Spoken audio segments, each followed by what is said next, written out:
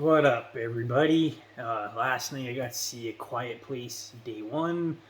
I did see the first movie with Emily Blunt. I didn't watch the second one. I just never got around to it. Still looking forward to watching it. Actually, might do that on the weekend. Um, this is one of those horror franchises I've never been like completely in love with, just because the fact that every time I go to the movies and there's a new one coming out, I'd probably seen the trailer for the second movie a good 20 to 30 times between the movie theater, TV, YouTube, everything. So I kind of just waited for the hype to die down and wanted to watch it. Never got to it. Like I said, though, the first one was really good. And this one, A Quiet Place Day One, takes place before the first and second movie. So I thought that was a cool idea. Um, I I was just looking on the movie theater website, and this movie came up. I was just looking at new movies coming out, and I watched the trailer. The trailer looked really good, so I was pretty, you know, happy to go watch it. It wasn't like Bad Boys. I kind of didn't want to go see it, but I did it for you guys, even though I suffered a lot.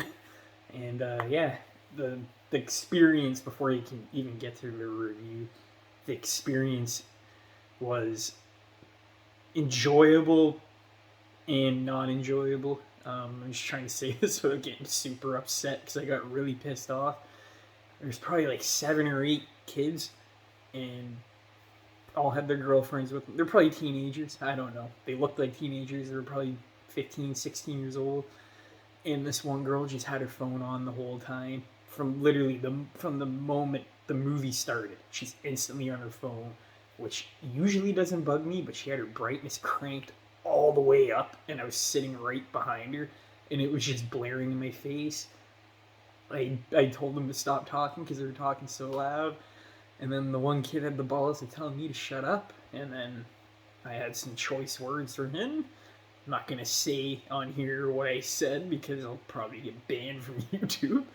But yeah, those kids shut up pretty fast. So if you ever feel like you need to stand your ground in a movie theater because someone's ruining the experience for you, I would say 10 out of 10 do it, because mostly every time the person listens, unless it's, you know, an older man that thinks he's entitled. But it is what it is. At the end of the day, people are going to be entitled, and you just gotta let it not bother you. But it just bothered me because, especially a movie like this, if it was a loud movie, obviously there's loud scenes, but it's a quiet movie. It likes to build up the intensity. There's not a lot of talking, so it just got really annoying because I was trying to focus on other things in the movie. Anyways, I really, really liked the first act of the movie. I thought it was really well done. The setup for the characters was really well done. By the way, the movie's only an hour and a half. Pretty good pacing, other than like the middle portion. It got a bit boring, but it picks up again. And I like horror movies that are just nice, short, sweet, simple. Anything over 2 hours for a horror movie, other than The Terrifier, I'll give that a pass. Everything other than that, I get burnt out by like halfway through the movie, and I just want it to be over. So this is the perfect runtime for me. And the first act, like I said, great stuff. Cinematography, top notch. The score, the sound effects, the musical choices, the vibe of the movie. It's another thing I really like about this franchise is just the vibe, just being in this world. Yeah, we have characters that we don't care too much about, but if you're a decent human being, you want them to survive because, I mean, they did nothing wrong. They're just trying to survive, and that's what we all do every day.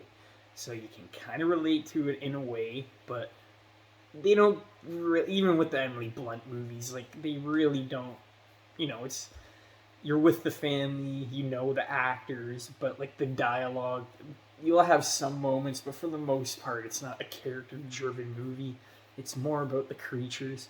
And what I liked in this movie that actually kind of got me a bit frustrated at the beginning, and then as the movie went on, I realized that I appreciated it a bit more.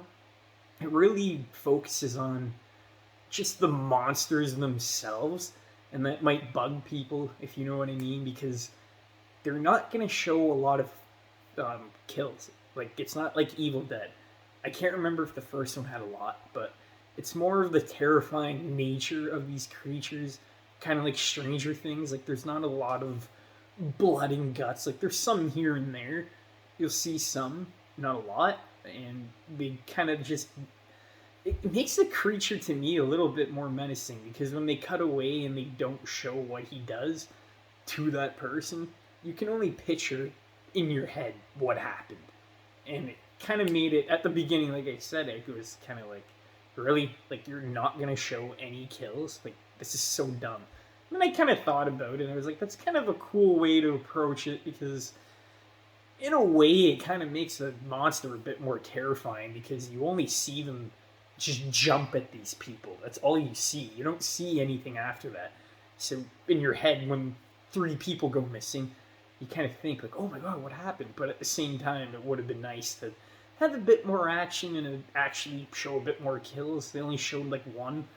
The acting from the main cast was good. I really liked our lead here, or strong female lead. And one thing that I was confused about, I thought that Digimon, I thought his name, or I don't know how to say his name. He was in Never Back Down. He's the the colored man with just a bald head. really, really, really underrated actor. Every movie he's in, he's so goddamn good. And I knew that he was in the second one, and I knew that he was in this one, so I thought he was gonna have a bigger part in this movie. But it turns out the other character that has a big part isn't him; it's somebody else, and I didn't like that actor at all. Um, I don't know. I don't know why. I just didn't. But I thought the other guy was going to be in it. That was kind of disappointing. Second act, could have done without it. There's really nothing that happens. You could cut out the middle half of this movie and you won't really be missing much. And then it starts to pick up again at the end. Now the ending, I'm not going to spoil it for you guys, but it is a good emotional ending, just like the first one had. A really intense but very emotional because you didn't know what was going to happen. Here, like I said, no spoilers, but it was really well done. There's a lot of sacrifices made. There's a lot of characters that have to make really, really hard decisions, and you feel like it pays off by the end. The very last shot of this movie is so cool. When I walked out of the theater, I was like, that third act was very underwhelming. There wasn't that much action, blah, blah, blah. And I just came to realize the past couple of hours, like, that's not really what this trilogy is about. It's not about the big kills that these creatures can do. It's just more of the terrifying nature of them and seeing them run and blah, blah, blah. The only place that people are safe is on a boat on the water, and they can't swim, they'll drown instantly. So that's like the only safe space is for them to get on the boat, and that's basically their goal for the whole movie. The one girl wants pizza, and she doesn't get it until like almost the very end, so it's like a very, very good build up for like a good heartwarming thing, and that's what I liked most about this movie. Instead of prioritizing the kills and all the guts and the glamour, they went with more of a character emotional story, which I'm on board for. 50% of me really, really liked it. The other half, I did and I didn't care. I cared about the girl more than I cared about the guy. So when you see the movie, you'll definitely know what I mean. And it kind of just left a little salty taste in my mouth because it's just the third act, even though it did feel satisfying, I think there should have been just a bit more to give us because there's so much build up and it kind of just ends like right away.